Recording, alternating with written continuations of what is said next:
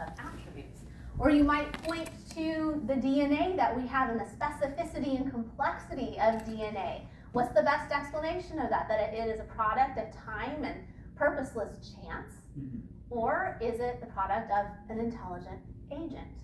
You look at the so-called apparent fine-tuning of the universe and ask the question, well, the universe at least appears, even according to atheist scientists, at least appears to be finely tuned for the existence of life. The question is that just an appearance, that it's actually the product of time or chance or necessity? Or is the best explanation an intelligent agent behind that? Or you can talk about morality and the fact that nearly everyone agrees that there appears to be this objective moral law in the universe, that some things are truly right or wrong for all people. Is that just a perception, or is that an objective moral law that points to an objective moral law giver?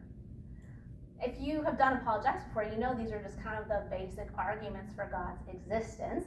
And if you haven't done apologetics before, you're thinking, I can't repeat all that.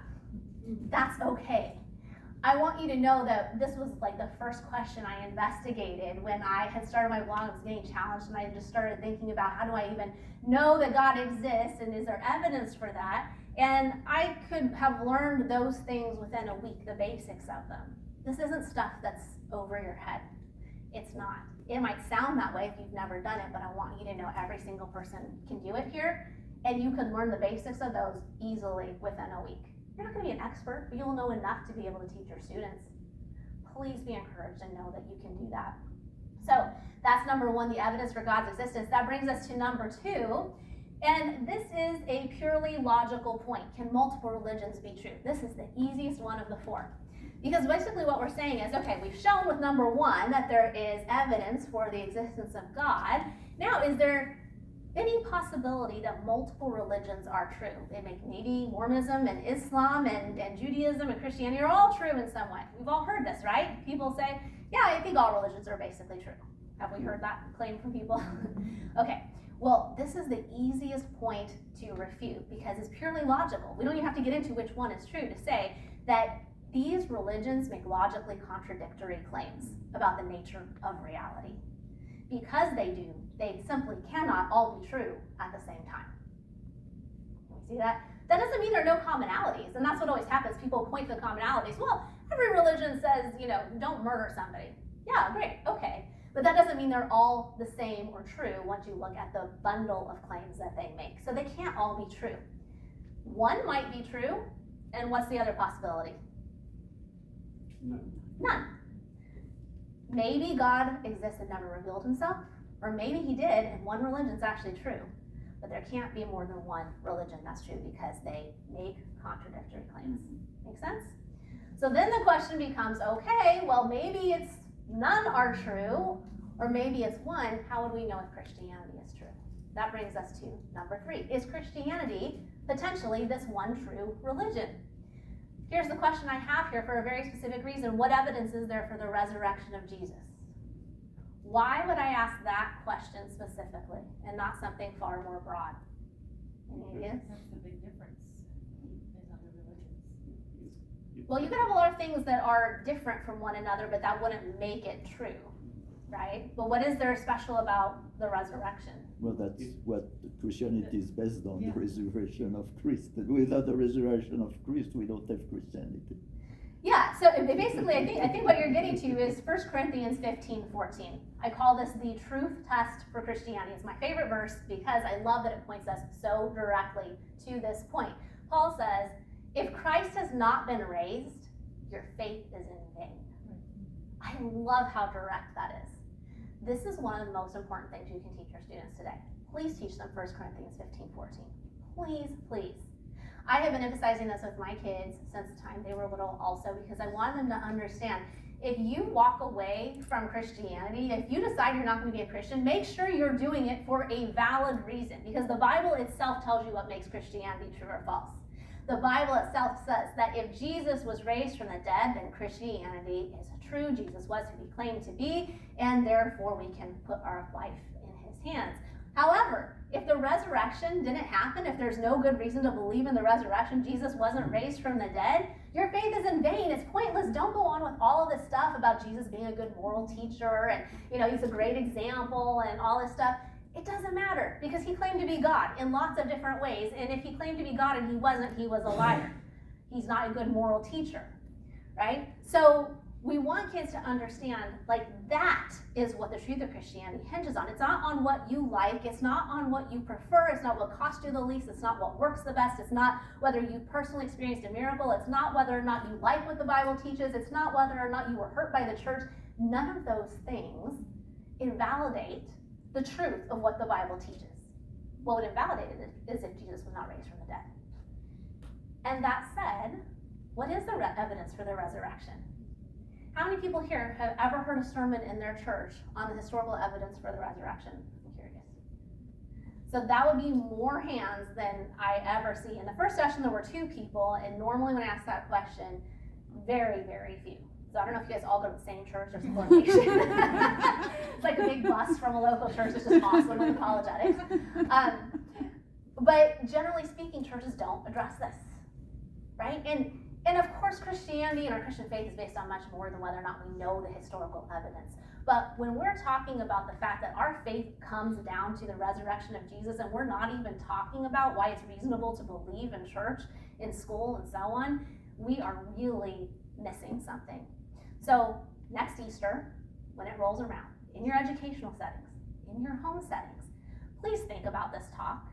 And recognize that there are many more conversations that can and should be had at that time, and any time in the year. I'm just saying that can be a trigger point for your memory about Easter and why do we even think that miracles are possible? And if we do believe miracles are possible, then why do we think one actually happened? What's the evidence for the resurrection?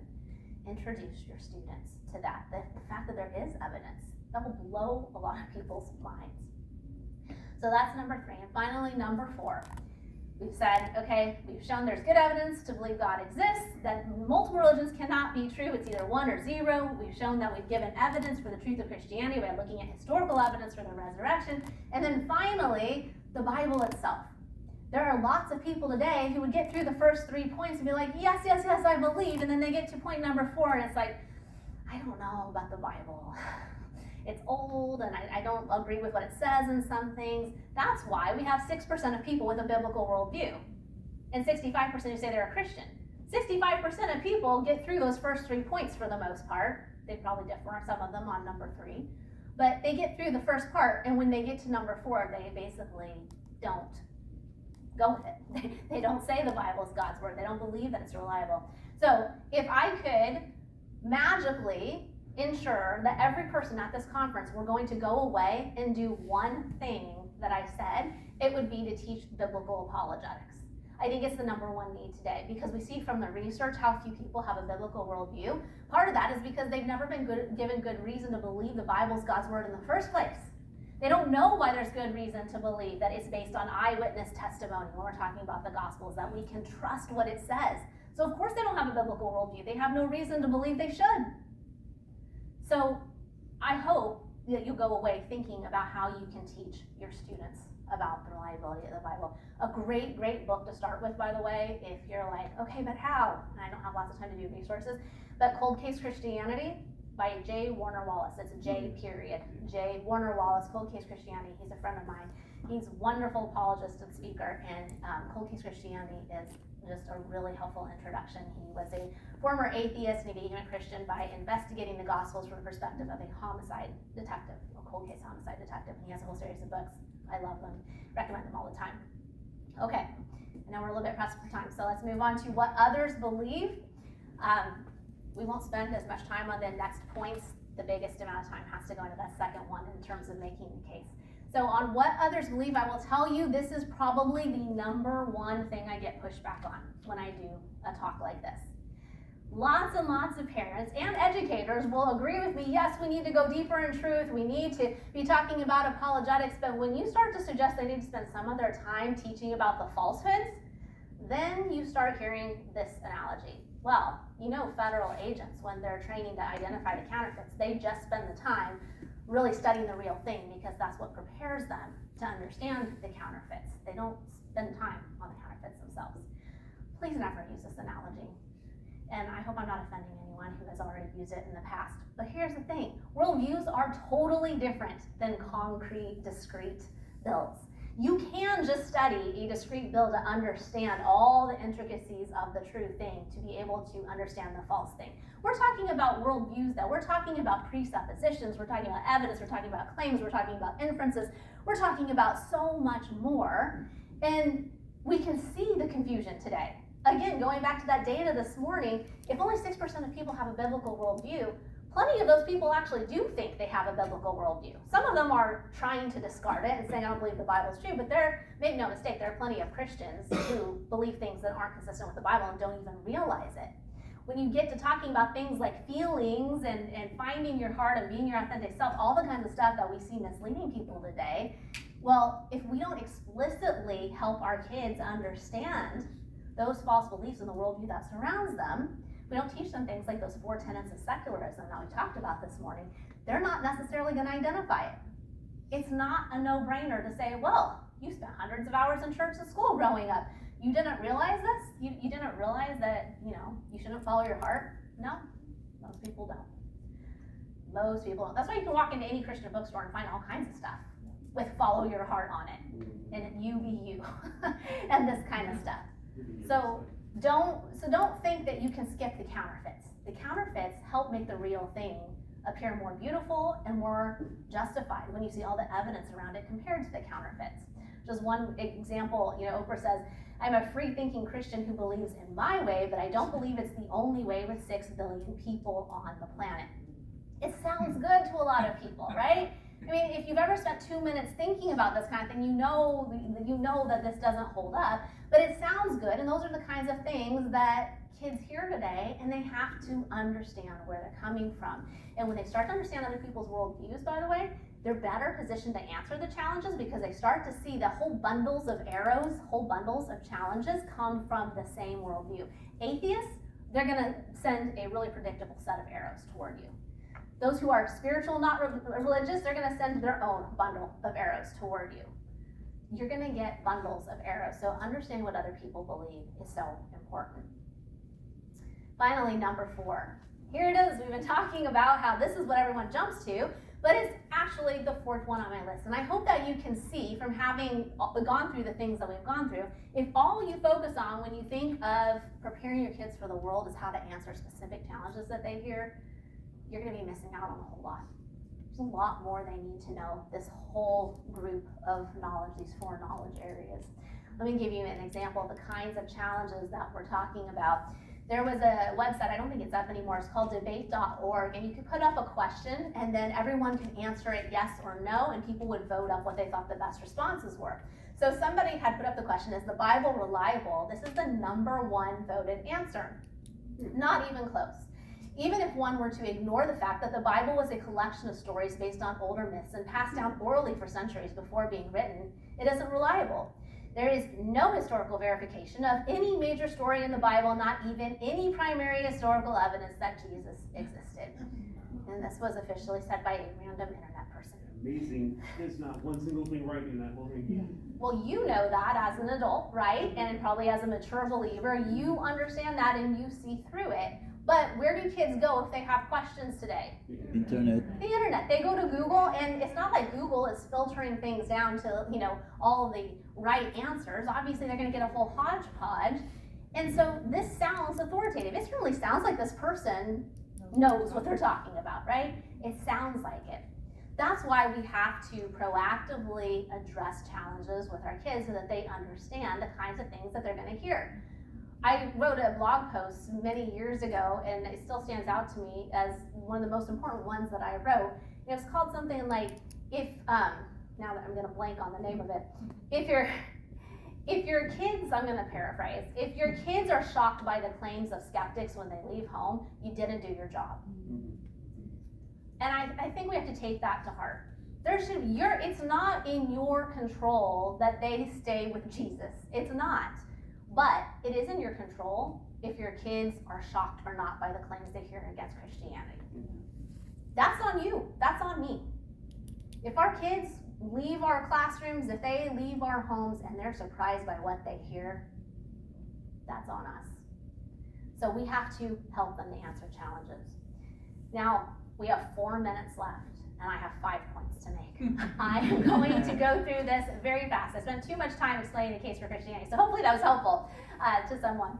But if I had to leave you with just 5 quick things that are like the most important follow-ups into how you actually go through and do this. Like I said, I have a whole other talk geared toward even more specifics. These are the things that I would say, and I'm going to go through them very quickly. Number 1, commit to continually deepening your understanding of Christianity and other worldviews. Put succinctly, you cannot pass on what you don't have. It's like this with anything, right? If you aren't understanding these things, if you don't have knowledge of them, you're not going to be able to teach them. So I encourage you, pick one thing, just one thing that you have heard here that you're thinking, you know what, I should learn more about how to answer the question of how we know God is there. It's a question every kid asks. Or maybe you want to be better prepared to understand about the biblical reliability. So maybe you're going to go get the cold case book. Whatever it is, pick one thing. Don't be overwhelmed. Just commit to continually deepening your understanding and pass that knowledge on as you go with your students. Because as soon as you start to gain a piece of knowledge, whether it's through reading or it's through podcasts, YouTube, whatever, however you learn best, when you do that, then you are going to be able to share that knowledge, and then you gain more knowledge, and then you share that knowledge. You continue and you go on and on. It's like Dr. Perrin, I think this morning, was saying that it's a slow process, right, of gaining wisdom and knowledge over time. So be patient with yourself. You don't need to be an expert. You should be a knowledgeable guide. Number 2, use moments and create moments. When you have equipped yourself in that number 1 point, you're going to be able to use moments. You're going to find those teachable moments. So it's Easter, for example, and then this conversation is triggered in your mind, and you say, oh, this is a perfect time to talk about the nature of miracles and what the resurrection is. I don't ever want somebody to say, oh, I don't believe that Jesus was raised from the dead because dead people stay dead. That's what somebody told me on my blog once. We need to teach kids how to think better than that. And create moments. Not everything that kids need to know is going to be something that naturally has a teachable moment arise for.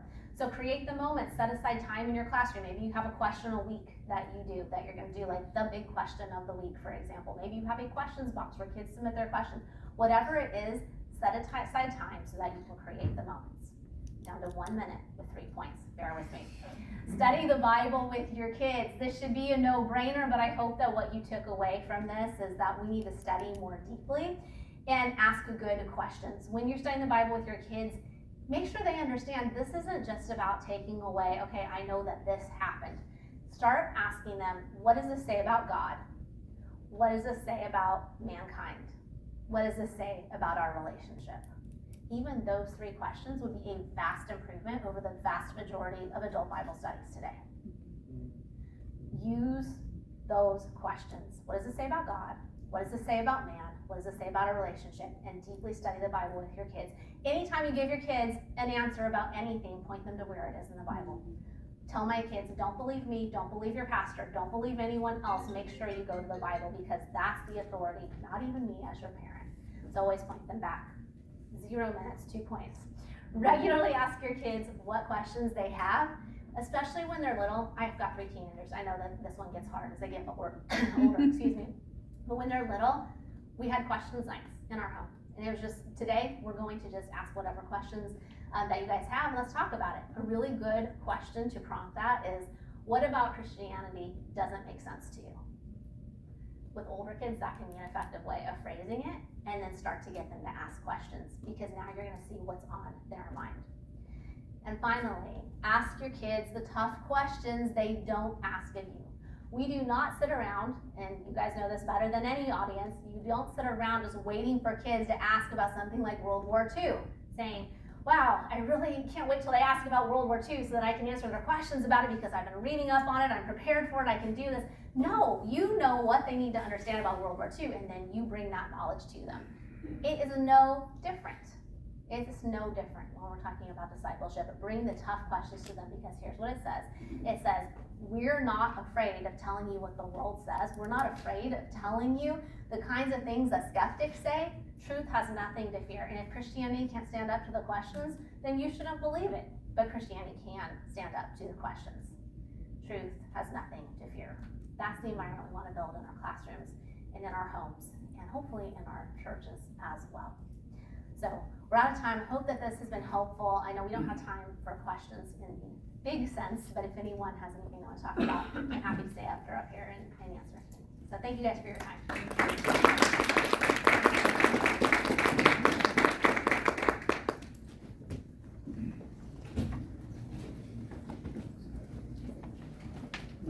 time.